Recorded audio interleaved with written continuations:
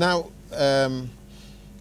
just before we went for that break again, you mentioned the concerned parents who have launched this initiative. Unfortunately, you were not there, so I cannot ask you what exactly would be, yes, what would be the... Now, but I would like to know, so how are you, what is the captive point for this, besides the fact that they have autistic children? How, again, can people get into that initiative? Well, you don't have to have an autistic child to attend meetings. Yes, such meetings. You may have empathy. You may be a doctor, you may be a nurse, and would like to acquire knowledge and may know someone who has a child you think has some of those traits and would like to pass on that information. And send them to the right place. Now, we know in Africa that we are brothers keepers. So how much of the larger family support do you think that autistic children are getting in this environment? Are we really doing that now for them? Not really. Mm. Not really.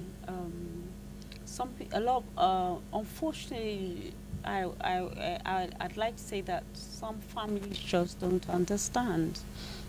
They think your child is spoiled. You know. That's another dimension. You're quite right. Yeah, they think your child is spoiled, or you haven't done your job properly as a mother. Or as a father. Or as a father, yeah. But have you dealt with issues like that? Have you dealt with that kind of reactions? I have. What I haven't told you, I have a child on the spectrum myself. Okay. And that's really, it actually led me in the course of taking him to get diagnosis, because I really didn't know what it was. I knew something was wrong. I said to myself, well, Jumai, you can't just sit there and wait for results. Or wait for a miracle. Or wait for, yeah, a miracle. No, I mean, because that's what... Yeah, that's what some people are waiting for. There's nothing wrong with a miracle. Yes, I know. Why don't you do this course? And I went and took on the course. And then worked in several schools, of course, because you need practical knowledge. It's not enough to have academic knowledge. You need to know how to get into the field, yes, and deal with the situation right where it is. Yeah. Okay. Now, okay, from your experience, direct from your experience, how challenging is it? Very tough. It's hard. I can't wear this dress, for example, to work with an autistic. I can't. An older one who hasn't sort of had or has had intervention, but I don't know how quite to put it. The intervention hasn't been quite tailored. Yeah, no, not entrenched, because each child is different. And intervention is not prescriptive. So what works for A may not work for B. So when you're carrying out these intervention, you tried it out for some time, done a review, think of something else. Try another that child until you get it right. So it must be a customized kind of relationship then. Yes, it's one-to-one. It has to be. You can't have 30 autistic children in a class. You can't. It won't work. Okay, now, but let's look at the flip side of that. How elevating has it been for you? Okay, we have looked at the father. Okay, yes, it was challenging, tough. So how elevating? Well, I'm very happy when I say a child is doing very well. I mean, it gives me great joy. But otherwise, because I'm saying, having gone through all this, and at the point you are not too sure if your intervention has helped the child or not, so you don't get discouraged? You go back and think about how else can I help this child. You can't get discouraged. You need to help that child. You need to support that child. You need to support the parents. You need to encourage the parents, because they're the ones that are going to be discouraged. Yes, they are. So you mustn't, yes. yeah, you're not going to show discouragement. Even if you do feel discouraged at some point, you've got to go back and crack your brains and think, okay, what else can I do? What else can I do? In the UK, well, outside of Nigeria, maybe outside of Africa, don't let's just be knocking Nigeria. Outside of this environment, there seem to be structured responses or structured support programs, you know, for parents and children who are going through this. Yes. Can't we borrow a leaf from them? Is it not possible for us to? I mean, there's no reinventing the wheel. Of course we can. We can have parents. We can. I don't see any reason. You need to find like-minded people to work with. Okay, we have the parents who are doing this now. Yes. Shouldn't we have something for teachers? You're an educator, for instance. Don't you think? We should be doing that. We should be training teachers. We should be training medical practitioners. We should be training social workers. We should be going out there into the field to work with people and teach them, look, you do it this way, don't do it that way. You don't even use corporal punishment, because they don't understand. They don't even know they've done something. A lot of their behavior is involuntary. And it's triggered off by whatever. Yes. So we need to train people. We need to talk to people. We need to go out there. I'm just looking at the issues we have on the table, you know, whether we are Nigerians, we are not Nigerians, whether we are 1 or we are 10 or we are not, and all that and all that. And now when we introduce this, I don't think some people will think it's ethnically, I mean, I'm just looking at the Nigerian factor. Yeah. So would you, for any reason, begin to think that is predominantly something that can affect some part of the country or not? No. It affects more boys than girls. That we know. That's no for a fact. Yes, that we know. It has nothing to do with their color. Or your tribe. Or your tribe. Or your religion. Or your religion. Definitely not. Definitely. So that we don't introduce the Nigerian factor into it and say, okay, no, it's from this tribe or that. No. It could be anybody. From anywhere.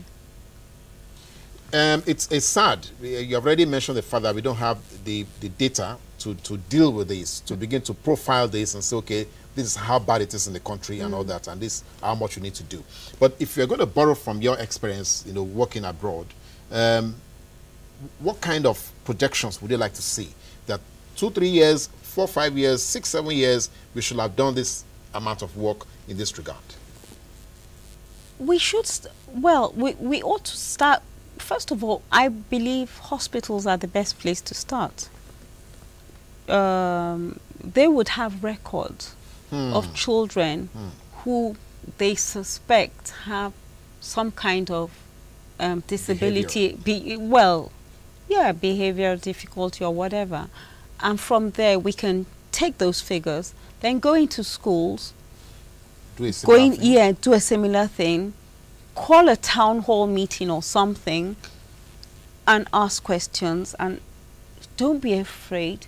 You're not alone. Come forward, put your name down, and we gather data. Then we begin to get statistics. And we need to do that in all the states. You know, I mean that's absolutely brilliant. No, I mean, I'm saying but this your initiative that you mentioned, are they thinking along this line? Like I said, I wasn't at the launch, so I don't know what was discussed.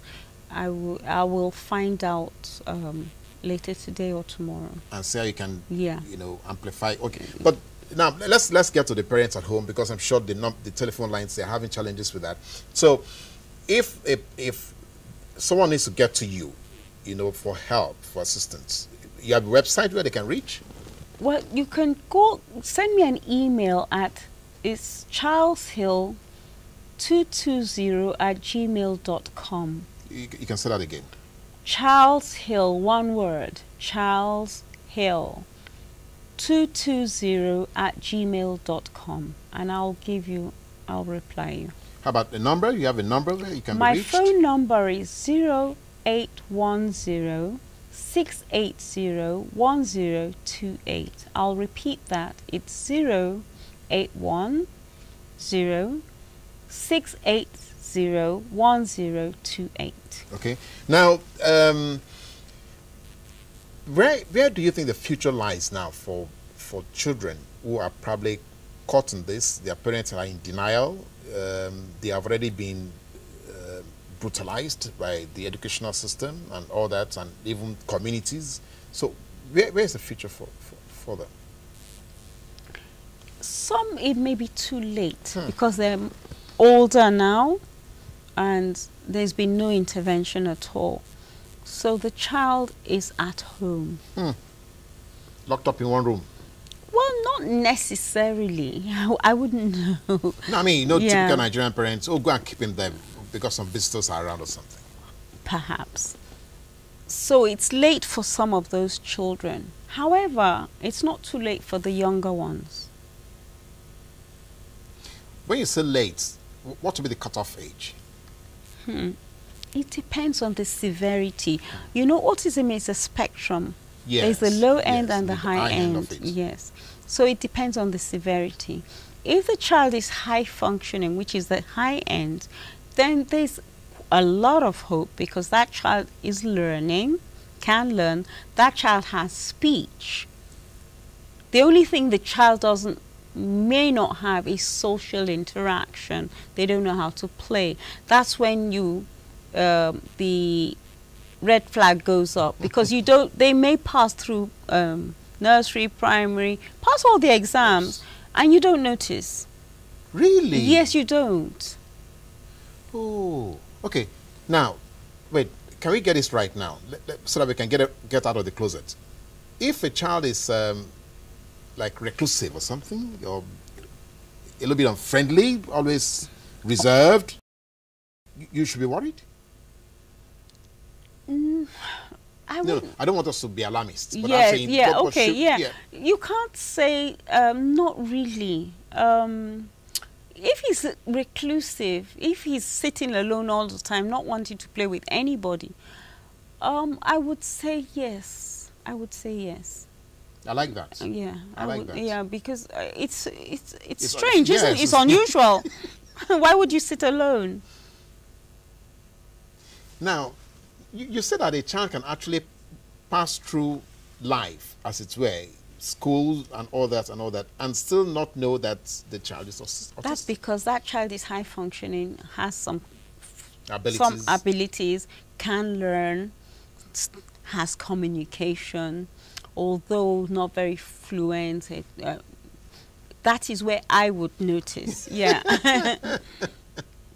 Okay, so we have the I. Oh, now you said something again, that you had a child. Well, you have a child who is on the spectrum. Yeah. When you say that, what does that mean on the spectrum? What does that mean? Okay, the spectrum is, like I say, okay, the low end, can be quite bad. It's severe. Let's use the word severity.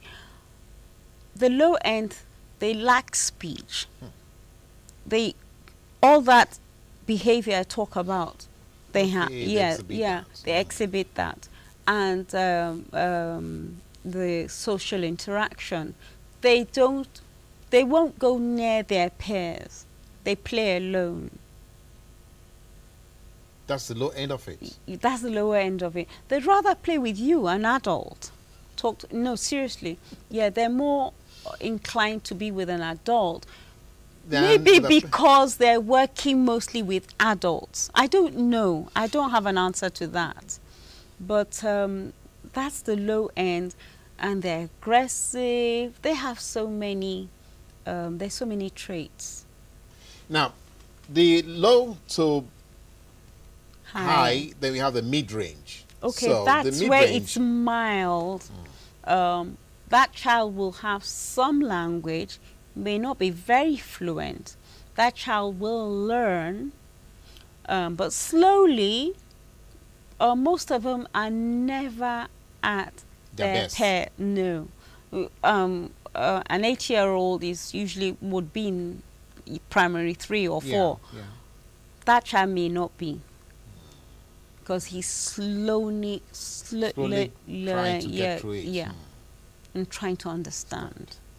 Okay, when you say understand, that is, it's difficult for them to process what other children normally would take for granted. Yes, like you and I.